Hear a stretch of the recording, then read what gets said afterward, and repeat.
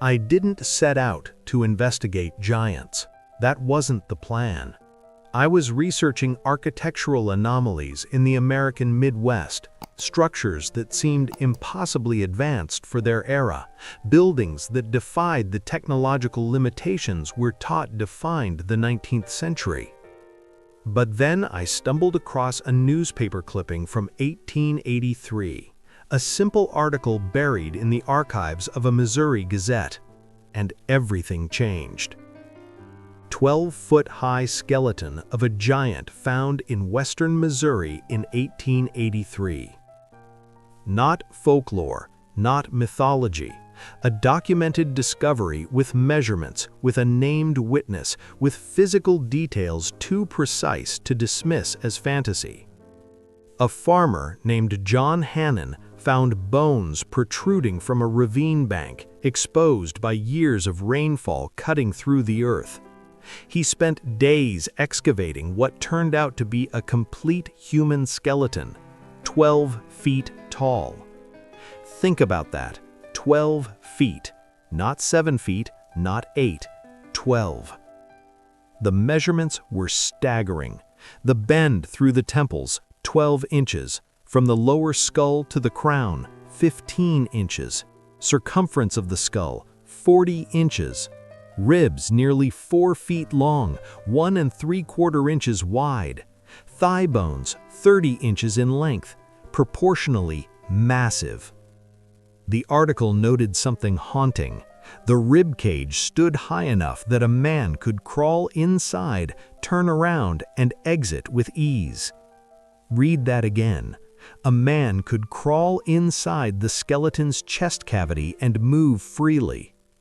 This wasn't embellishment, this was measurement, documentation, evidence.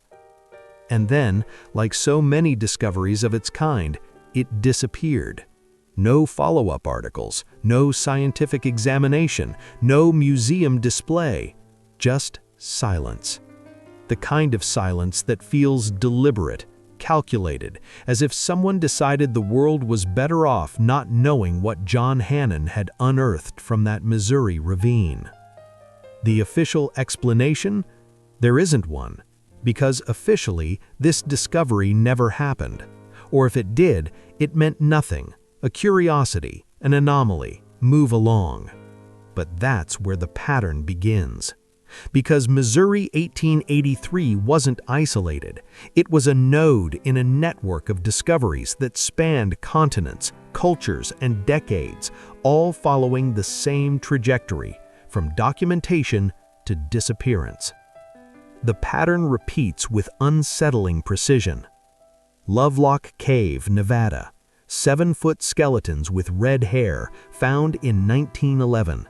Documented by mining engineers, examined by archaeologists. Major institutions requested the specimens. They were sent, and then they vanished from record. Castellina Island, California. Multiple skeletons over 9 feet tall discovered in the 1920s and 30s. Skulls with double rows of teeth, an anatomical impossibility according to conventional understanding. Photographed, measured, cataloged by professional researchers who knew what they were looking at. Sent to mainland museums. Gone. Castelnau, France, 1890. Bones were discovered suggesting heights between 10 and 12 feet. Examined by scientists, published in academic journals with peer review and professional scrutiny. The bones? Lost during World War I, we're told. Convenient, as if war somehow targeted only the most controversial specimens while leaving countless other archaeological materials perfectly intact. Antrim, Ireland, 1895. A giant skeleton discovered by railway workers during routine excavation. 12 feet 4 inches tall. Displayed briefly in local exhibitions where witnesses documented its existence, then shipped to England for examination. Never seen again. Death Valley, California, 1931. Mummified giants found in cave systems, some measuring 9 feet tall.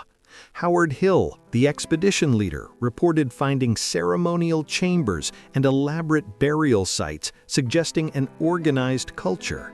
His findings: disputed, dismissed, forgotten. His photographs and field notes vanished into institutional archives that claim no knowledge of them. Notice the pattern: discovery, documentation, transfer to official institutions, disappearance.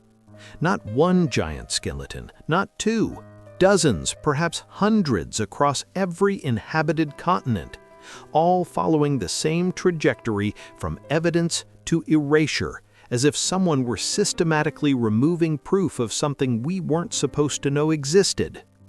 This raises a simple but critical question: why? If these were simply unusual individuals, extreme cases of gigantism, medical anomalies, why not preserve them? Why not study them? We preserve the bones of mastodons, of saber-toothed cats, of creatures far more common and less historically significant. We build entire museums around far less remarkable specimens. But giant human remains? They disappear. The major institutions are particularly interesting in this regard. How many giant skeletons were reportedly sent to national museums and universities? Dozens, according to historical newspaper accounts. Where are they now? The official position is that they never existed, or that the reports were exaggerated, or that the bones were misidentified. Yet the pattern of denial is too consistent, too uniform across institutions that supposedly operate independently, each reaching identical conclusions about specimens they claim never to have received. These same institutions acknowledge receiving thousands of specimens during the same period: Native American artifacts, geological samples, paleontological finds. Their cataloging systems were meticulous. They documented everything except, apparently, the giant skeletons that multiple independent sources claim were sent there. The absence of evidence becomes evidence itself. Not what's there, but what's missing. Not what they preserved, but what they didn't. And more importantly, what they received and then made disappear. These discoveries don't exist in isolation. They exist alongside architectural mysteries that suggest capabilities far beyond what we're taught was possible in the late 1800s. Structures with classical proportions that seem designed for beings much larger than standard humans. Doorways 15 feet high leading to chambers whose scale defied practical purpose. Staircases with treads too deep for comfortable human gait, as if designed for longer strides, larger feet, bodies operating at a different scale entirely. The pattern extends globally. Paris, London, Melbourne, St. Petersburg. Identical architectural styles appearing simultaneously across continents, all with the same oversized proportions, all with the same suspiciously brief construction periods, all demolished or radically altered within decades. Let me take you back to Missouri, to that ravine where John Hannon found 12-foot bones protruding from the earth. Not surface burial, not recent interment.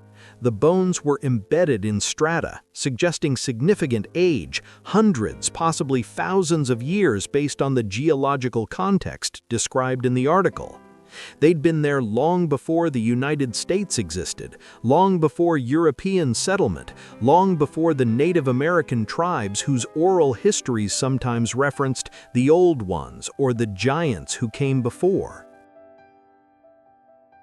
Cherokee traditions speak of a race of giants they encountered when they arrived in the Southeast. Paiute legends describe red-haired giants in Nevada, precisely where the Lovelock Cave skeletons were found. Iroquois stories reference stone giants who built in an age before memory.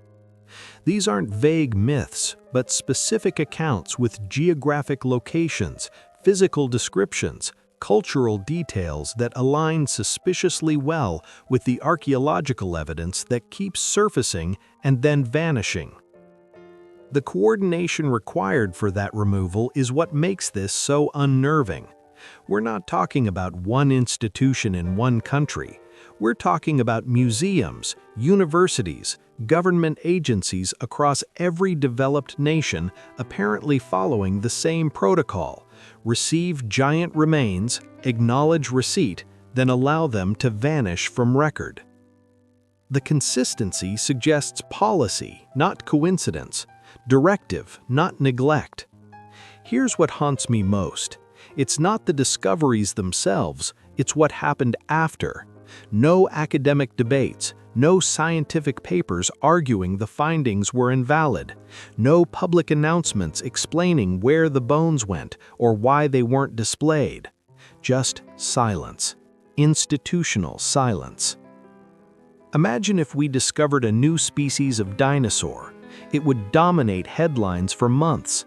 Museums would compete to display it. Universities would send teams to excavation sites. But giant human remains? Nothing. The official explanation collapses under scrutiny. Try to explain the Missouri giant using conventional history, a medical anomaly, perhaps extreme gigantism. Then why was the skeleton anatomically proportional? True gigantism creates distortions, elongated bones, structural weaknesses. The Missouri skeleton showed none of that. It was simply a human form scaled up, proportionally correct, at 12 feet. A hoax then? Except John Hannon gained nothing from it. He wasn't selling tickets. He wasn't seeking fame. The newspaper article was matter of fact, clinical in its measurements. And it's one of hundreds of similar reports. Are we to believe that farmers, railway workers, mining engineers, archaeologists across every continent all independently fabricated identical hoaxes? Which leaves us with the uncomfortable alternative. The reports were accurate. Giants existed. Their remains were found, documented, and then systematically removed from public knowledge. Stand in front of a building from the 1880s. Look at the proportions. Notice how the doorways seem too tall, the ceilings too high, the staircases too grand for average human comfort. Then ask yourself, who was this built for? The Missouri giant of 1883 isn't an isolated curiosity. It's a thread. Pull it and entire narratives unravel. We don't know our own history, not really. We know the version that survived, the version that fit convenient narratives, the version that required no uncomfortable explanations about who came before us. What happened to John Hannon's giant? Where did it go after 1883? Who decided it wasn't worth preserving? Who decided we were better off not knowing? And most importantly, what else don't we know? The evidence suggests something much larger than isolated anomalies. It suggests a history we've lost, capabilities we've forgotten, and beings we've erased from memory. Once you see the pattern, the discoveries, the documentation, the disappearances, you can't unsee it. If this investigation raised questions you can't ignore, hit that subscribe button. There's more to uncover, more patterns to expose, more evidence hiding in plain sight. The story doesn't end here, it's only beginning, and I need you with me as we dig deeper into what they don't want us to find. The giants were real.